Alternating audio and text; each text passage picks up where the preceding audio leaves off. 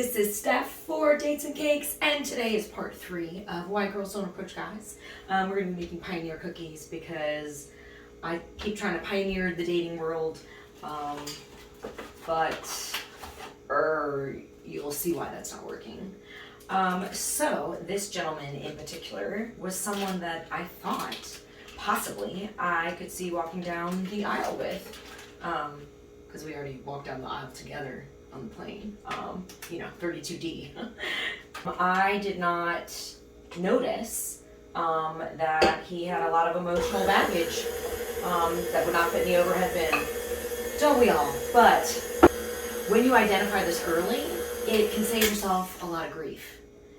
Although, then we wouldn't have Dates and Cakes. We climbed new heights together. We didn't endure any turbulence. Both of us came a little bit out of our shell.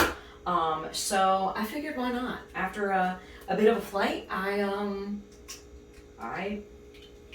told him, hey, if you're ever in Baltimore, I know quite a bit about the town. A total lie. Barely just moved there. I can, definitely be your tour guide if you ever decide to visit again. Because that was one of the things that came up in our conversation. And he was like, yeah. He was like, oh. And I was just like, here's my number. And he got out his phone. And then he was like, who is this? And I was like, it's Brittany, bitch. While we were still on the plane. And so starts my pioneering. We knew we weren't going to see each other a lot, but the conversation was already great, so we figured the texting wouldn't be bad. I always identify habits early, like a nun would before putting it on her head. And from the beginning, he took 8 business days to respond. Okay, all right, I can work with that. I get busy too. That's how you are in the beginning, so that's an expectation. Well, as time went on, the responses became shorter and shorter and more time between them. I addressed it and stood up for myself, and he didn't really like that. But did I stop talking to him? Course not. The woman of 100 chances over here. This turbulence will pass, and he can be reticketed. It's fine. Give him another seat. He said things like, well, I'm sorry for bothering you, and you're just so hot. And I like talking to you. It's a shame we live so far away, and it's a shame you're mad at me. Bitch, we're not addressing the problem here. So he is a man of uniform, and so I know that was part of the reason of long response times. But at the same time, when you do respond, don't half-ass it. Respond to everything. Flow, are you gonna just respond to what's in that moment? And he talked about sports, so anytime I brought up sports, he would talk about that, but would not respond to the paragraphs of things before then. He was being a total flake. So I was pretty much done with the encounter. At one point, he bought me a drink, sent me money to my Venmo to, I don't know, I guess that works for some girls.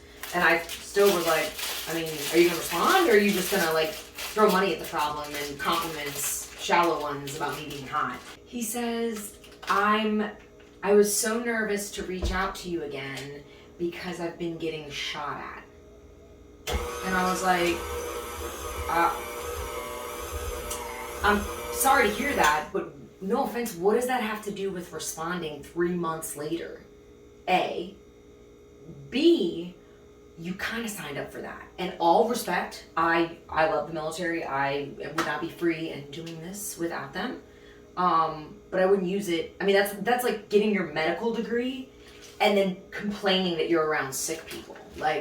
What? You have a shot right here and you're not taking it. What was the point? I was confused. I couldn't do what he does. I couldn't make boot camp, knee high or otherwise. But I also wouldn't say stop communication and then blame that on my job.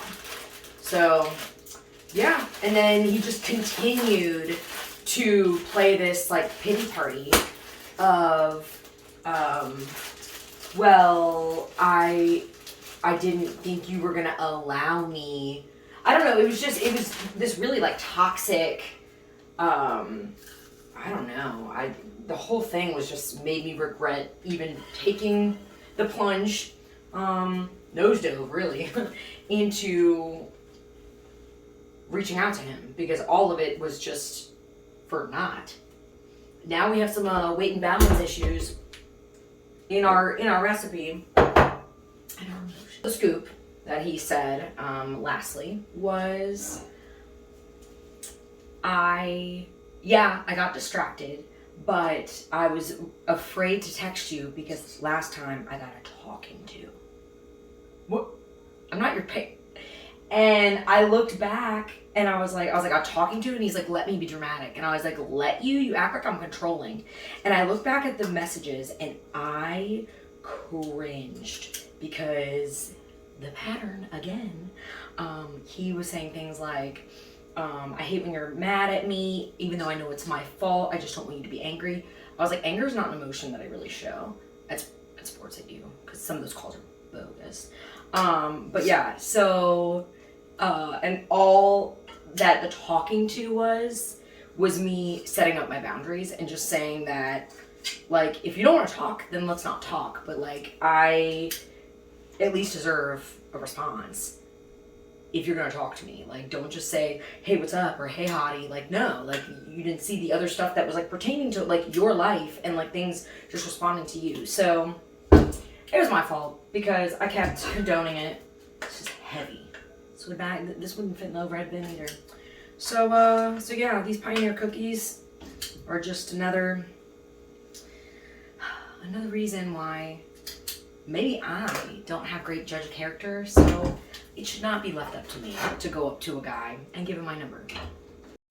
Never gonna jet you down, never gonna turn around and desert you. For Dates and Cakes, this is Steph. Until next time.